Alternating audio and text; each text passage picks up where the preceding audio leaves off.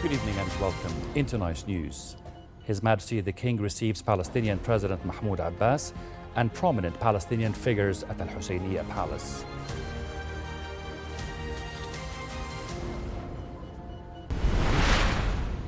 The Cabinet approves a project to develop land for residential purposes in areas experiencing population pressure and service-related challenges.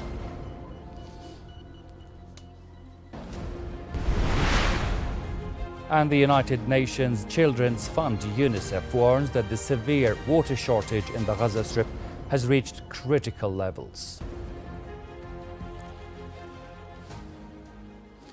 Welcome again. His Majesty the King received Palestinian President Mahmoud Abbas and representatives of the Jerusalem Islamic Waqf Council, the Church Council, and prominent Jerusalem figures at Al-Husseiniya Palace.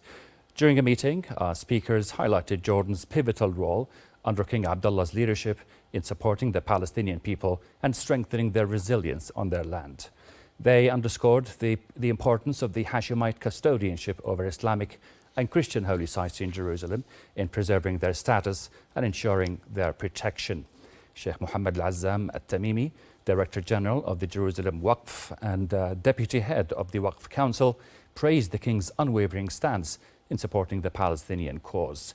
Greek Orthodox Patriarch of Jerusalem, Theophilus III, highlighted King Abdullah's vital role as custodian of Jerusalem's holy sites, describing it as a significant political and historical responsibility, as well as a sacred trust that preserves the unique character of the Holy Land. For his part, Bishop William Shomali, Leighton Patriarchal Vicar in Jerusalem, thanked the King for his humanitarian efforts and continuous support for the Palestinian people. He stressed that the Catholic Church rejects any notion of designating Palestine as an exclusive homeland for the Jewish people based on biblical claims as promoted by Christian Zionists in the United States. And following the meeting, His Majesty the King hosted an iftar banquet in honor of the attendees.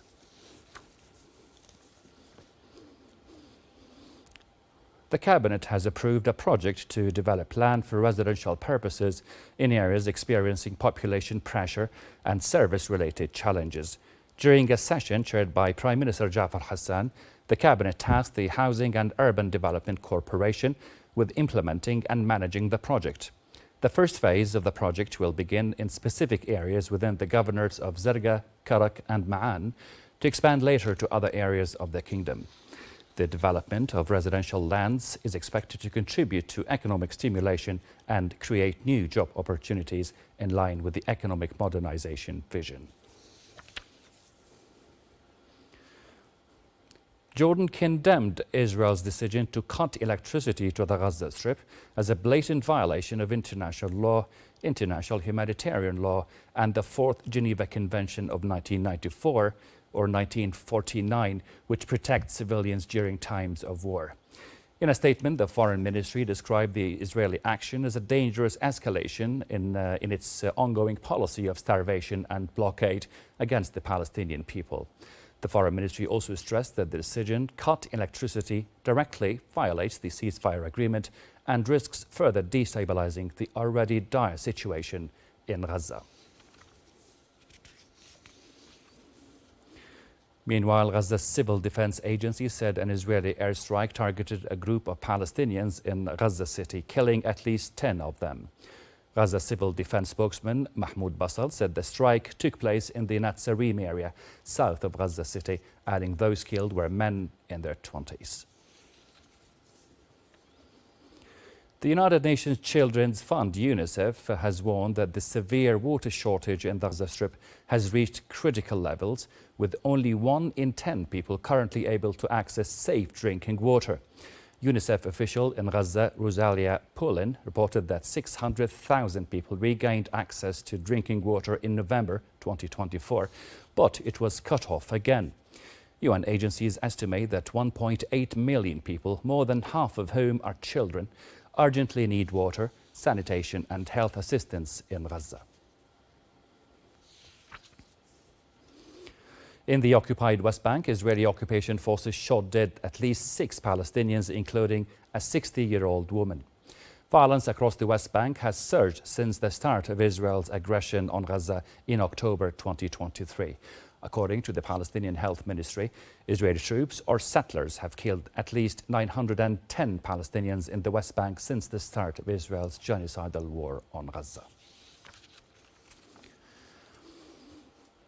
Jordan has welcomed an agreement announced by Syria's transitional government on integrating the Syrian democratic forces into state institutions. The Foreign Ministry described the move as a significant step toward rebuilding Syria based on principles that uphold its unity, sovereignty and security while ensuring the rights of all Syrians.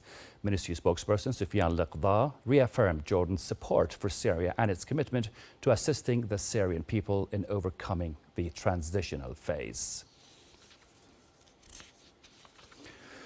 And in other news, Ukraine launched its biggest drone attack on the Russian capital today, with at least 91 drones targeting Moscow, killing 3 people, sparking fires, closing airports, and forcing dozens of flights to be diverted.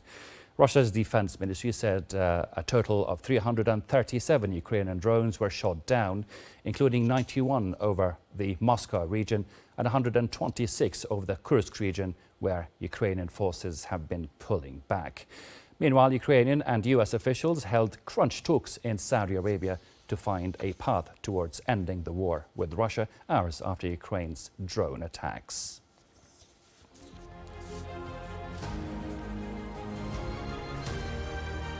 Thank you so much for your time.